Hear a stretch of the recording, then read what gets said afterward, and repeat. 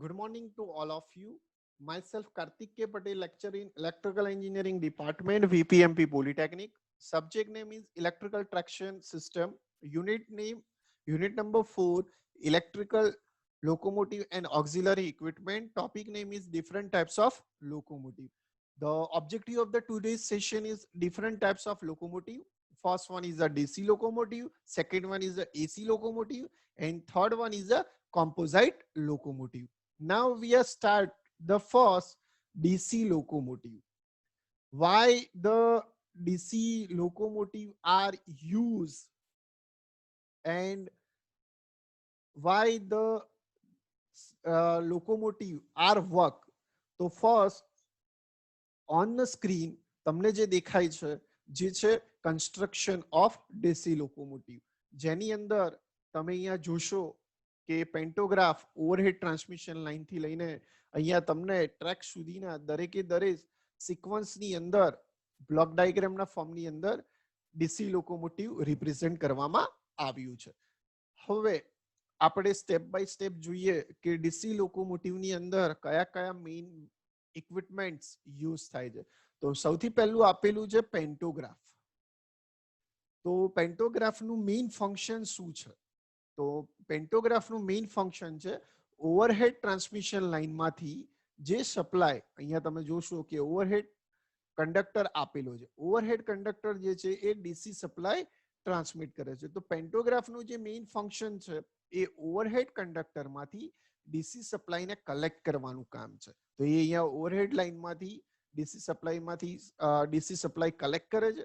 અહીંયા જે તમને આપેલું છે એ પેન્ટોગ્રાફ મશીન સિસ્ટમ મૂકેલી છે જે પેન્ટોગ્રાફને અપ એન્ડ ડાઉન કરે છે. એની પછી તમને અહીંયા સેકન્ડ નંબર ઉપર સર્કિટ બ્રેકર આપેલું છે. તો મેઇન સર્કિટ બ્રેકરનું જે ફંક્શન છે, બરાબર છે, તો સર્કિટ બ્રેકરનું અહીંયા ફંક્શન છે કે ઓવરહેડ જે આ લાઈન ટ્રાન્સમિશન લાઈન જઈ રહી છે, જે મારું પોઇન્ટર ફરી રહ્યો છે તમે જોશો, તો ઓવરહેડ ટ્રાન્સમિશન લાઈનમાંથી જે સપ્લાય પેન્ટોગ્રાફ થ્રુ કલેક્ટ થઈને આવે છે, જો એની અંદર વોલ્ટેજનું ફ્લક્ચ્યુએશન હોય, ઓવર વોલ્ટેજ હોય યા અંડર વોલ્ટેજ હોય યા હાર્મોનિક્સની કોઈ ઇફેક્ટ હોય, સ્પાઇક્સની કોઈ ઇફેક્ટ હોય, તો અહીંયા સર્કિટ બ્રેકર જે છે ઓપરેટ થશે, જેના કારણે વોલ્ટેજ સપ્લાય જે છે અંદર જઈ શકશે નહીં, જેના કારણે આખા લોકોમોટિવનું પ્રોટેક્શન અહીંયા સચવાઈ રહેશે. એટલે અહીંયા સર્કિટ બ્રેકરનો યુટિલાઇઝ કરવામાં આવ્યો છે. ધેન આફ્ટર જે છે થર્ડ નંબર ઉપર છે ઇન્સ્યુલેટર. ઇન્સ્યુલેટરનું જે મેઇન ફંક્શન શું છે કે ઓવરહેડ જે કંડક્ટર તમારું જે લોકોમોટિવની અંદર જઈ રહ્યો છે, જે તમારી લોકોમોટિવ્સ છે એ આયર્ન મટીરિયલની બનેલી હોય છે, જેના કારણે તમારું જે લાઈવ કંડક્ટર છે એ તમારી બોડીને ટચ ના થાય, બરાબર છે, લોકોમોટિવની બોડીને ટચ ના થાય એના માટે અહીંયા ઇન્સ્યુલેટિંગ પ્લેસ કરેલા છે, જેની અંદર પિન ઇન્સ્યુલેટર અથવા સેકેલ ટાઈપના ઇન્સ્યુલેટરનો યુટિલાઇઝ કરવામાં આવે છે.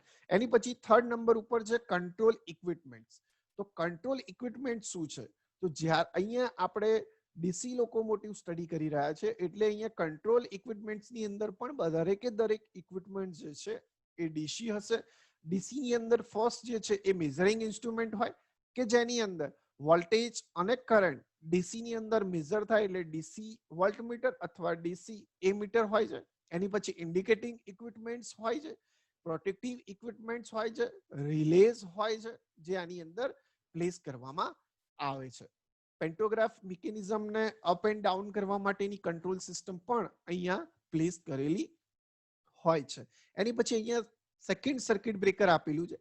આ જે સેકન્ડ સર્કિટ બ્રેકર છે એ અહીંયા તમારી જે મોટર્સ આપેલી છે ડીસી સિરીઝ મોટર્સ, આ ડીસી સિરીઝ મોટરના પ્રોટેક્શન માટે આ સર્કિટ બ્રેકરનો યુટિલાઇઝ કરવામાં આવે છે કે કોઈ ફોલ્ટી કન્ડિશનનો સપ્લાય જે છે એ મોટર્સની અંદર ન જાય, કારણ કે motors are very costly in the heart of the locomotives, કારણ કે આના વગર તો મિકેનિકલ એનર્જી પ્રોડ્યુસ નહીં થઈ શકે અને એના કારણે તમારું લોકોમોટિવ જે છે એ ટ્રેક ઉપર રન નહીં થઈ શકે. એટલે motors R the most important parts of the locomotive. તો એના પ્રોટેક્શન માટે અહીંયા સર્કિટ બ્રેકર પ્લેસ કરવામાં આવે છે. અહીંયા ડ્રાઇવિંગ વ્હીલ્સનો યુટિલાઇઝ કરેલો છે. ડ્રાઇવિંગ વ્હીલ્સ જે છે એ stainless steel, aluminium, cast iron મટીરિયલના બનેલા હોય છે, જેના કારણે ફ્રેક્શન લોસ છે બને ત્યાં સુધી મિનિમમ થાય એનો ટ્રાય કરવામાં આવે છે. અને અહીંયા તમને છેલ્લે ટ્રેક પ્લેસ કરેલો છે જે અમારું આ પોઈન્ટર્સ રન થાય છે એ ટ્રેક જે છે એ આયન મટીરિયલના બનેલા હોય છે. એટલે આ જે તમારું ડીસી લોકોમોટિવ્સ જે છે એ ના સ્ટેપ બાય સ્ટેપ કે ઓવરહેડ સપ્લાયમાંથી કઈ રીતે સપ્લાય કલેક્ટ થઈને લોકોમોટિવ્સની મોટરને પ્લેસ થાય છે એ તમને અહીંયા દર્શાવવામાં આવી રહ્યું છે. એટલે ડીસી લોકોમોટિવ્સ જે છે એની અંદર તમે જોઈએ તો તમારો જે મેઇન સપ્લાય જે છે, તમારો મેઇન સપ્લાય કયો છે, લો વોલ્ટેજ ડીસી હોય તો 600 વોલ્ટ થી લઈને 750 મેક્સિમમ, અને એની અંદર હાઈ વોલ્ટેજ સપ્લાય હોય, બરાબર છે. તો હાઈ વોલ્ટેજ જો સપ્લાય હોય તો એની અંદર 1500 થી લઈને 3000 વોલ્ટ સુધી ડીસી સપ્લાય યુટિલાઇઝ કરવામાં આવે છે, જે ઓવરહેડ કંડક્ટરમાંથી લેવામાં આવે છે. અને જો લો વોલ્ટેજ ડીસી સપ્લાય આવતો હોય તો દરેકે દરેક સબસ્ટેશન વચ્ચેનું અંતર 3 થી 6 કિલોમીટર હોય છે. અને જો હાઈ વોલ્ટેજ ડીસી સપ્લાય આવતો હોય તો 15 થી લઈને 30 કિલોમીટર વચ્ચેનું સબસ્ટેશનનું ડિસ્ટન્સ હોય છે. અને સ્પીડ કંટ્રોલ જે ઇક્વિપમેન્ટ્સ છે એ એક્સ્ટ્રા યુટિલાઇઝ કરવામાં આવે છે, અલગથી ડિઝાઇન કરવામાં આવે છે, કારણ કે અહીંયા ડીસી સપ્લાય યુટિલાઇઝ થાય છે. એટલે ડીસી સપ્લાય જ્યારે યુટિલાઇઝ થતો હોય ત્યારે લોકોમોટિવ્સની અંદર દરેકે દરેક અલગ અલગ ઇક્વિપમેન્ટ્સ યુટિલાઇઝ કરવામાં આવે છે. એટલે ડીસી લોકોમોટિવની અંદર જે સ્પીડ કંટ્રોલ સિસ્ટમ ઇક્વિપમેન્ટ્સ જે છે એની અંદર બૂસ્ટર જનરેટર સેટનો યુટિલાઇઝ કરવામાં આવે છે. એની પછી advantages of the DC locomotive, તો આપણે જોઈએ કે ડીસી સિરીઝ મોટરનો યુટિલાઇઝ કરવામાં આવે છે. તો ડીસી સિરીઝ મોટરનો જ્યારે આપણે યુટિલાઇઝ કરીએ છીએ તો મેઇન શું છે, હાઈ સ્ટાર્ટિંગ ટોર્ક છે અને સેલ્ફ રિવીલિંગ પ્રોપર્ટીઝ જે છે, એટલે ધેટ મીન્સ કે આપણી આઈડિયલ રિક્વાયરમેન્ટ છે ટ્રેક્શન સિસ્ટમની અહીંયા ફૂલફિલ થાય છે. High rate of the acceleration અને રિટાર્ડેશન, ધેટ મીન્સ કે તમારો જે સ્પીડ ટાઈમ કહું છે, બરાબર છે, આ તમારો સ્પીડ ટાઈમ કહું છે, એ સ્પીડ ટાઈમ કહુંની અંદર અહીંયા તમારું જે એક્સેલરેશન અને આ તમારું રિટાર્ડેશન જે છે એ શું થાય છે, હાયરમાં હોય છે. એટલે ટ્રેન જે છે એ સ્ટેશનથી જ્યારે સ્ટાર્ટ થાય ત્યારે તરત જ હાઈ સ્પીડ પકડે છે અને એ જ રીતે સ્પીડ ડાઉન પણ ફાસ્ટલી થાય છે. Weight to HP ratio are the less, કે તમારી જે મોટર છે એનો જે એચપી રેશિયોઝ છે, રાઈટ, વેટ સાથેનો, એ શું છે, લેસ છે. અને speed control are very easy, કારણ કે અહીંયા રેઝિસ્ટન્સ સિસ્ટમને યુટિલાઇઝ કરીને, કારણ કે અહીંયા ડીસી સિરીઝ મોટરને યુટિલાઇઝ થાય છે અને ડીસી સિરીઝ મોટરની સ્પીડ કંટ્રોલ સિસ્ટમ જે છે વેરી ઇઝી છે. Mainly disadvantages of the DC locomotive, the first one is the initial cost is very high. Why the initial cost is very high? Due to reason that we are use the DC series motor, then use the control panel. તો દરેકે દરેક control પેનલના equipment છે special DC ની અંદર design કરવાના હોય છે, જેના કારણે ઇનિશિયલ કોસ્ટ જે છે એ તમારી હાયર છે. એની સાથે તમારી જે ઓવરહેડ ટ્રાન્સમિશન લાઇન છે જેની અંદર ડીસી સપ્લાયને ટ્રાન્સમિટ કરવાનો હોય છે, એના કારણે પણ ડીસી સપ્લાયનું જે પ્રોડક્શન છે એ ઇટ્સ વેરી કોસ્ટલી. એના કારણે તમારી ઇનિશિયલ કોસ્ટ જે છે એ વેરી હાયર છે. Cost of the substation is due to the number of more than the substation are used, and also the all substation equipments are very costly, so that the overall the cost is very high, and draw the high current increase in overhead conductor, right. એના કારણે પણ structure જે છે એ તમારા સારામાં સારું design કરવાનું થઈ શકે છે. એટલે તમારો જે ઇનિશિયલ સ્ટ્રક્ચરનો જે કોસ્ટ છે, અહીંયા તમે જુઓ ડિસએડવાન્ટેજીસ કયા છે, મેઇનલી એના કન્સ્ટ્રક્શન પાર્ટ્સને રિગાર્ડિંગ છે, રનિંગ પાર્ટ્સને રિગાર્ડિંગ નથી. એટલે આ જે સિસ્ટમ છે અત્યારે મેક્સિમમ બધી જગ્યાએ યુટિલાઇઝ થાય છે, પણ એના જે કન્સ્ટ્રક્શન પાર્ટ્સ છે એ વેરી કોસ્ટલી છે. એની પછી નાવ the second one is AC locomotive. જે તમે ડીસી લોકોમોટિવ ભણ્યા હતા એ જ રીતે અહીંયા તમારું એસી લોકોમોટિવ છે. એસી લોકોમોટિવ જે છે એ આપણે સિંગલ ફેઝ એસી સિરીઝનો મોટરનો યુટિલાઇઝ કરીએ છીએ, જેના કારણે આપણે એસી સપ્લાયની રિક્વાયરમેન્ટ રહે, એના કારણે આપણે અહીંયા એસી લોકોમોટિવ ડિઝાઇન કરેલું છે. અહીંયા તમે જોશો જે રીતે આપણે ડીસી ની અંદર જોયું હતું એ જ પ્રમાણે કે નંબર 1 ઉપર ઓવરહેડ કંડક્ટર તમને આપેલો છે, જે અમારું આ પોઈન્ટર ફરી રહ્યું છે. એની પછી સેકન્ડ નંબર ઉપર આપેલું છે તમને પેન્ટોગ્રાફ. પેન્ટોગ્રાફનું મેઇન ફંક્શન છે current collection from the overhead conductor. Then after the circuit breaker અહીંયા તમને આપેલું છે. સર્કિટ બ્રેકરનું મેઇન યુટિલાઇઝેશન ઓવરહેડ ટ્રાન્સમિશન લાઇનમાંથી જો ફોલ્ટી કરંટ આવતો હોય તો તેને રોકવાનું કામ છે. અહીંયા 4 નંબર ઉપર તમને ઇન્સ્યુલેટર્સ આપેલા છે, જે તમારી લોકોમોટિવ્સની જે આ બોડી છે એને સપ્લાયથી દૂર રાખવાનું કામ કરે છે, જેના કારણે બોડીઝની અંદર સપ્લાય ફ્લો ના થઈ શકે. એની પછી 5 નંબર ઉપર તમને અહીંયા ટેપ ચેન્જર્સ આપેલા છે. ટેપ ચેન્જર્સનો મતલબ શું છે? તમારી રિક્વાયરમેન્ટ પ્રમાણે, તમારી આઉટપુટ સપ્લાયની રિક્વાયરમેન્ટ પ્રમાણે તમે સપ્લાયને અપગ્રેડ કરી શકો છો. એટલે અહીંયા તમને ડિફરન્ટ ટાઈપ્સના ટેપ્સ આપેલા છે. 6 નંબર ઉપર એટલે કે અહીંયા તમને આ તમે જુઓ છો એ તમારું ટ્રાન્સફોર્મર છે. ધેટ મીન્સ કે અહીંયા સ્ટેપ ડાઉન ટ્રાન્સફોર્મરનો મોસ્ટલી યુટિલાઇઝ થાય છે. 7મા નંબર ઉપર તમને અહીંયા કંટ્રોલ ઇક્વિપમેન્ટ્સ એટલે કે કંટ્રોલ પેનલ આપેલી છે, જેની અંદર પેન્ટોગ્રાફની સિસ્ટમ હોય, સર્કિટ બ્રેકરની સિસ્ટમ હોય, ટ્રાન્સફોર્મરની સિસ્ટમ હોય, એસી સિરીઝ મોટરની સિસ્ટમ હોય, જેના કંટ્રોલ ઇક્વિપમેન્ટ્સ એની સાથે ઇન્ડિકેટિંગ ઇક્વિપમેન્ટ્સ, મેઝરિંગ ઇક્વિપમેન્ટ્સ જે આની અંદર પ્લેસ કરેલા હોય છે.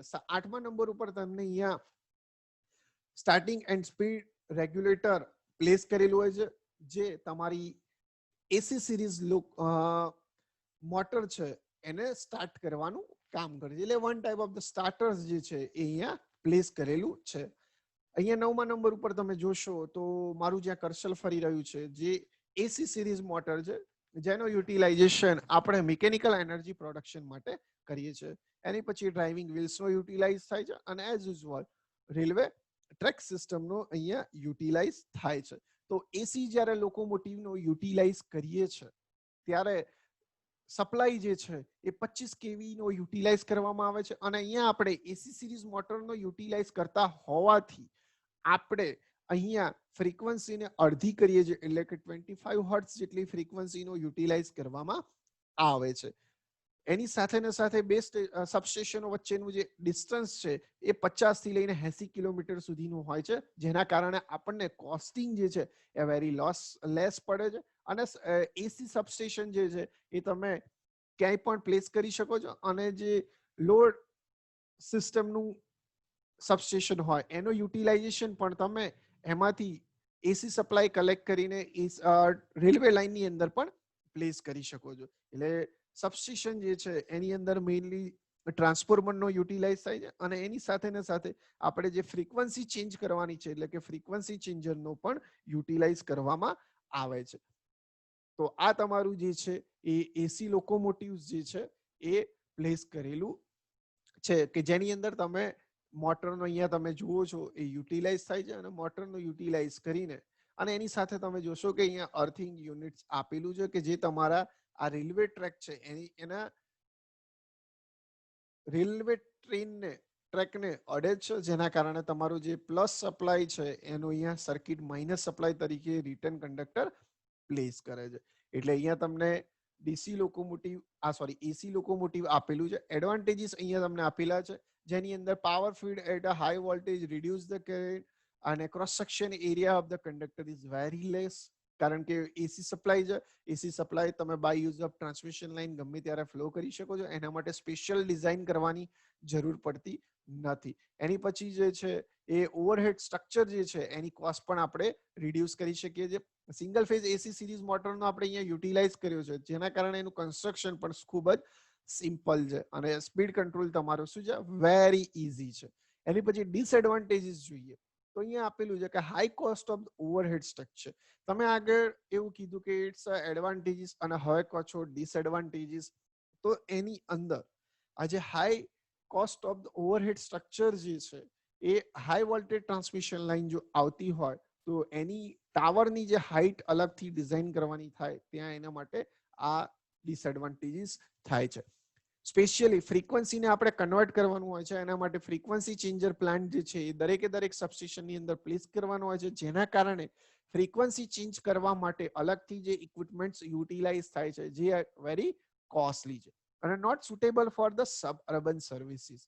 સબઅર્બન સર્વિસીસ ધેટ મીન્સ કે વિલેજ એરિયાની અંદર આ જે સિસ્ટમો જે છે એ સુટેબલ નથી. એનું રીઝન શું છે? કારણ કે રિમોટ એરિયાના જે વિલેજીસ છે કે જેની અંદર ઇલેક્ટ્રિસિટી જે છે એ પ્લેસ થઈ શકતી નથી. એની સાથે સબઅર્બન જે લાઇનો છે એરિયાસ છે કે જેની અંદર જંગલ એરિયા આવે છે, ફોરેસ્ટ એરિયા આવે છે, વેરી હિલી એરિયા આવે છે કે જ્યાં તમે ટ્રાન્સમિશન ટાવર જે છે એ પ્લેસ કરી શકતા નથી. એના કારણે આ સિસ્ટમ સુટેબલ નથી. એની પછી આપણે યુટિલાઇઝ કરીએ છીએ 3 ફેઝ એસી લોકોમોટિવ. હવે 3 ફેઝ એસી લોકોમોટિવ અને એસી લોકોમોટિવ એની અંદર ડિફરન્સમાં એટલું જ છે, ફક્ત જ્યાં આપણે આગળ એસી લોકોમોટિવની અંદર સિંગલ ફેઝ એસી સિરીઝ મોટરનો યુટિલાઇઝ કરતા હતા, જ્યારે અહીંયા આપણે 3 ફેઝ ઇન્ડક્શન મોટરનો યુટિલાઇઝ કરીએ છીએ.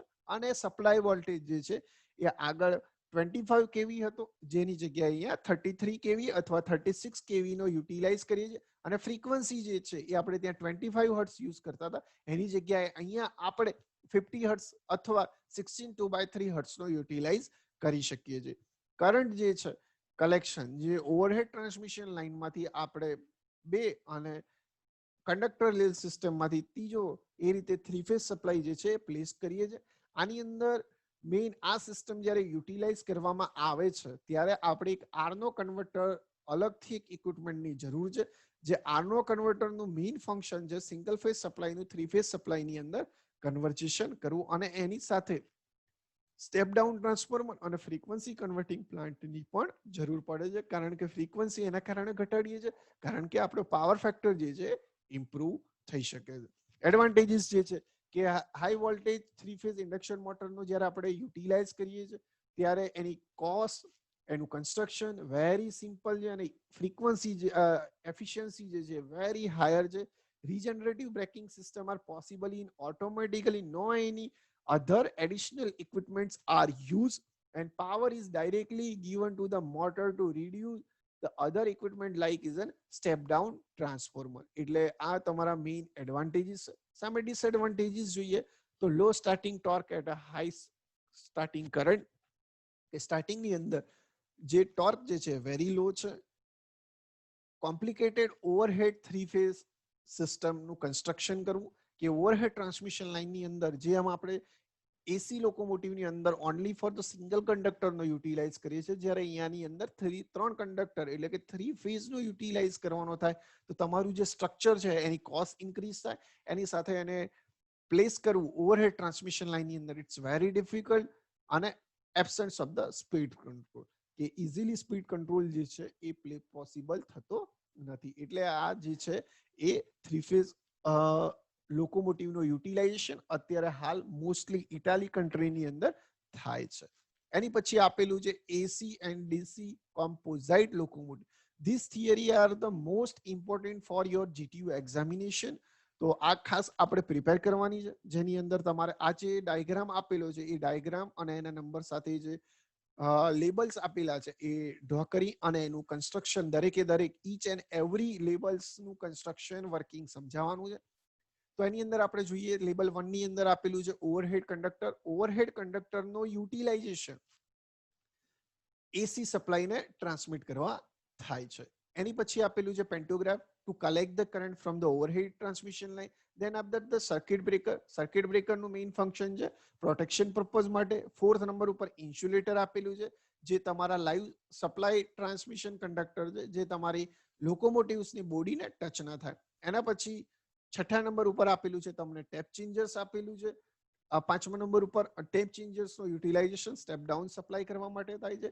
6થા નંબર ઉપર તમને સ્ટેપ ડાઉન ટ્રાન્સફોર્મર આપેલું છે.